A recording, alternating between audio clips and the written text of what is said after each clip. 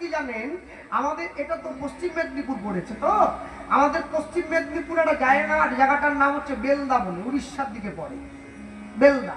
আমি বেলদাতে একটা বাড়িতে কীর্তনে গিয়েছিলাম, সেই বাড়ির বাবুর মালিক একটা ঘড়ি পরে আছে, হাতে 5 লক্ষ টাকা দাম। আমি বললাম, বাবু 5 লক্ষ টাকার ঘড়ি কি আগে আগে চলছে? টলিওয়ালা যে পরে আছে 50 টাকার ঘড়ি, ওর কি পরে চলে নাকি? বলে না না, ওটাতেও টাইম দেখা যায়, এটাতেও টাইম দেখা যায়। তাহলে এত টাকা দিয়ে পড়লেন কেন? বলে প্রথম কথা হচ্ছে আমার যে টাকা আছে লোককে জানাচ্ছি। কেন? 5 লক্ষ টাকার ঘড়ির ডিজাইন দেখেছেন তো, দেখলেই মনে হয় দামি জিনিস, সোনা ফোনা দেওয়া আছে।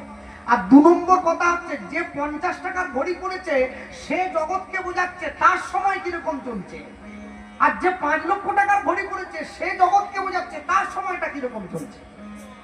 তাহলে আমি বলি কি, মন কোনোদিন আপনাকে চাইবে না যে আপনি নিরামিষ খান, আপনি ভগবানের নাম করুন। তা আমি বলি, মনটা না চাপ, মন থেকে কামনা বাসনা দূর করা সম্ভব নয়, মনটাকে পরিবর্তন করে ফেলুন না, তাহলে তো সব হয়ে যাবে।